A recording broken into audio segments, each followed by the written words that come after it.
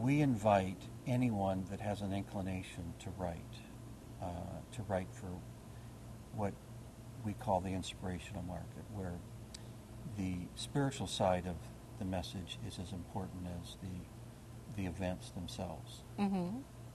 And so we have, I would say 50% of our 250 people will be beginners.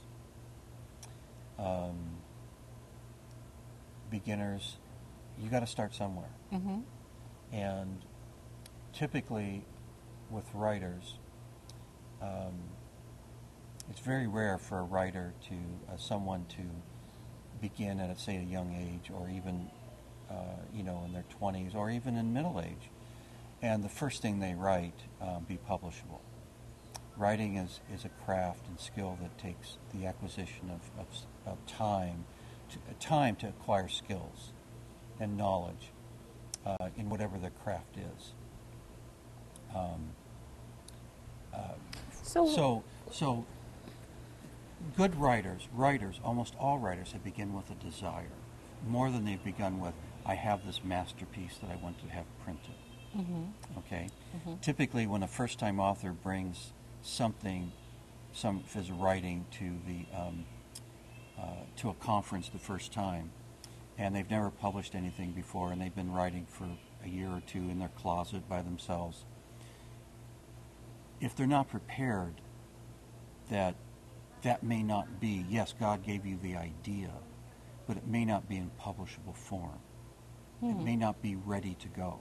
Okay. So no one would presume that if you wanted to be an engineer, that you could work in your closet for a year doing formulas and become an engineer.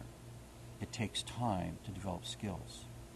So what I tell beginning writers is beginning writers start with a desire. God has put a desire in your heart, but it may take time. It takes time to develop that skill.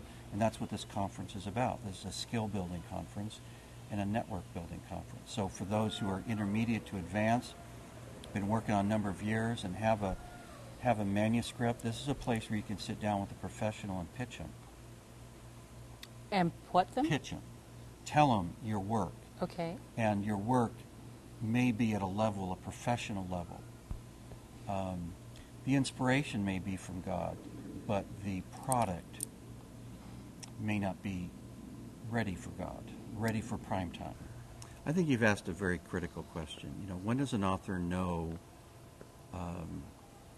that their book is ready, even if it's being rejected? Mm-hmm. First of all, you need to have a passion for your work. Mm-hmm. So passion is very important.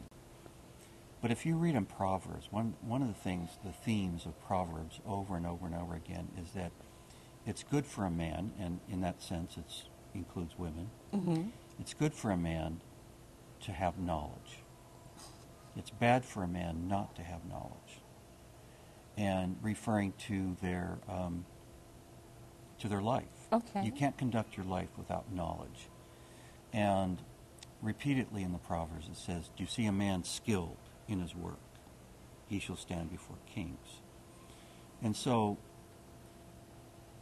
as a writer, it's a very, very competitive market. If you want your story, your passion, your baby to be read, it has to be told so it can be understood. So I would urge anyone with a manuscript, a story, to get as much positive, much constructive feedback as they can get, whichever way they go. But not all stories are going to be published in the mainstream press, and that's what the revolution of self-publishing is doing, is allowing all stories to be published. Okay. But you as an author, you have a very important story. You want it to be read. So what are you saying about, is there a distinction between self-publishing and being published? Absolutely, absolutely. Self-publishing has that word self in front of it, so you're doing everything. Okay. You're paying for it, you're paying to have it published, you're doing all the marketing. You are the final judge whether that product is good enough. Mm-hmm. And you may not like that idea that your story, your passion, your baby is a product, but it is a piece of writing on a shelf next to many other pieces of writing, so people are always comparing the quality of this story to other stories, and you have to keep that in mind. There are so many incidences of self-published books that have broken into the mainstream and become phenomenal stories that have influenced our culture. Maybe a handful I can think of, but there are. But most self-published books languish. I mean, they don't sell more than 150 copies. So I would urge anyone, however they're going to publish it, to make sure they have the best story they can get. And just because God told you to write that story doesn't mean it's ready at this particular moment. It may need to be edited. Seeking out a professional editor is well worth the money.